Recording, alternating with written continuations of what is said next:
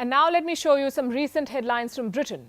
Coal power stations fired up. Customers paid to cut energy use. UK faces worst and longest recession in G7. Prince Harry details physical attack by brother William in new book. Do you see what they're dealing with? A power crisis, a recession, and endless drama in the royal family. And yet, when their national broadcaster, the BBC, chooses to make a documentary, this is the subject they pick.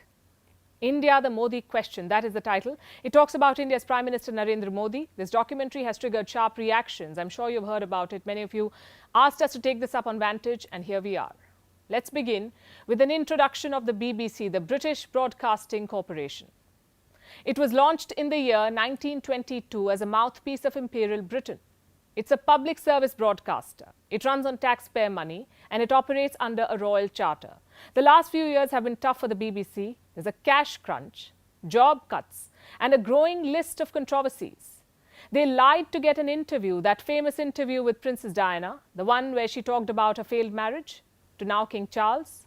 The BBC had to apologize for that interview, for deceiving Diana to get a scoop. And as we speak, the BBC chairman is being investigated. What for? Conflict of interest. Richard Sharp is the BBC chairman. He's said to have helped former Prime Minister Boris Johnson secure a loan worth $900,000. Sharp says there was no quid pro quo. And I won't get into the case. This was just to show you what an illustrious record they've had. Now to the documentary they've done.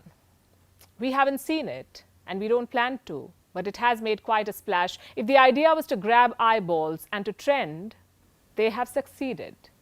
But at what cost, we ask? The documentary purportedly talks about the 2002 Gujarat riots and implicates the Modi government. He was then Chief Minister of Gujarat, the state of Gujarat, in 2002. This documentary is the BBC's opinion piece. And here are the facts. The Gujarat riots were investigated by a Special Investigation Team, or SIT, appointed by the Supreme Court of India at a time when the Congress party was in power at the centre. Mr. Modi was at the centre of this probe. Like I said, he was the Chief Minister of Gujarat and he was given a clean chit. Let me rephrase that. A Supreme Court appointed team cleared Narendra Modi of all charges. This was in the year 2012, well before he became the Prime Minister of India. Last year, the Supreme Court scrutinized the report once again. A plea was filed, a 3-judge bench heard the arguments, and again they gave a clean chit. The judges had a simple question to answer. Were the riots the result of a larger conspiracy? Allow me to quote what the judgment said.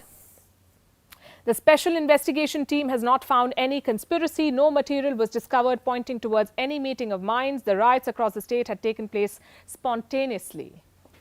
India's highest court has said this, and I will not dwell on it anymore because none of this is news anymore.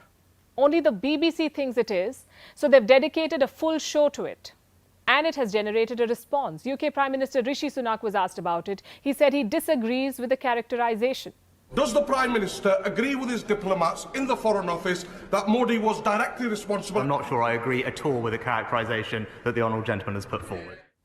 The US State Department was asked about it. It says it hasn't even heard about the documentary. I'm not aware of this documentary that you point to, but what I will say broadly is that there are a number of elements that undergird the global strategic partnership that we have with our Indian partners.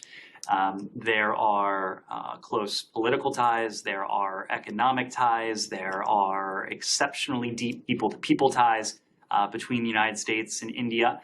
But one of those additional elements are the values that we share. Well, what about India's response? New Delhi decided to ban the documentary. Now, we're not sure how effective a ban is in this day and age and how advisable it is in any age.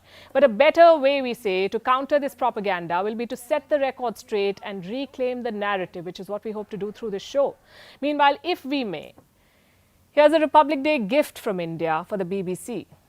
A list of suggestions for the BBC for their upcoming documentaries. Number 1, the Kohinoor and the colonial loot. Number 2, an outdated monarchy and unhealthy obsession with the royals. Number 3, racism in 2023. We're waiting.